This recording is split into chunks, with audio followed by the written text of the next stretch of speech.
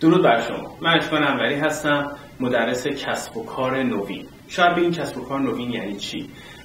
در زمانهای قدیم هر کاری که با تجربه انجام می شده یا تو علم قدیم بوده بهش گفتن کسب و کار سنتی و خیلی شنیدیم که میگن ما هنوز داریم سنتی کار میکنیم. اما کسب و کار نوین چیه؟ کسب و کار نوین بنا به اطلاعات روز دنیا، بنا به تکنولوژی روز دنیا و استفاده از اونها ما باید به خودمون رو تطبیق بدیم با تکنولوژیایی که موجود تو بازار هستن و ازشون دارن استفاده میشن. اینها چی هستن؟ وبسایت ها، اپلیکیشن ها، ایمیل مارکتینگ، سوشال مدیا ها، SEO یا همون سرچینگ انجین اپتیمال و تکنولوژی های روزی که خود زمان قدیم نبوده و بهتر ازش استفاده نمی‌کردیم. مثل زمانی که از شورتکت استفاده می‌کردیم برای حساب کتابمون، بعد ماشین حساب ها اومدن، هم کامپیوترها و رایانه ها اومدن.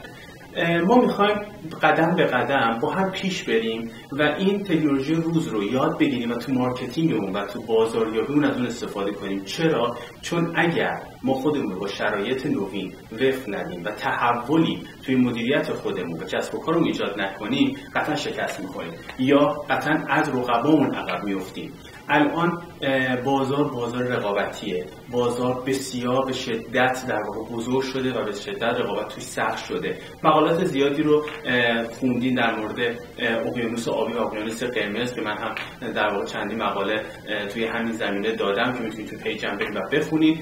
من میخوام به شما یاد بدم که از اقیانوس قرمز به اقیانوس آبی بیاین. اقیانوس آبی چیه؟ کسب و کار نوین چیه؟ وبسایت، SEO، سوشال مدیا، استفاده از اینها چیه؟ اینا هزاران سوالی که برای شما ممکنه پیش بیاد و من میخوام توی سری برنامه‌ها تک تک اینها رو به شما توضیح بدم و آموزش بدم که شما خودتون بتونید از اون استفاده کنید تا کسب و کارتون رو رونق بدین و یک مدیریت بزرگی رو در واقع برای مجموعه خودتون توی قسمت مارکتینگ ایجاد بکنید و شما هم به سمت کسب و کار مدرن و در واقع بازاریابی مدرن و نوین سوق پیدا بکنید. پس با من همراه باشین، خبر خوبی براتون.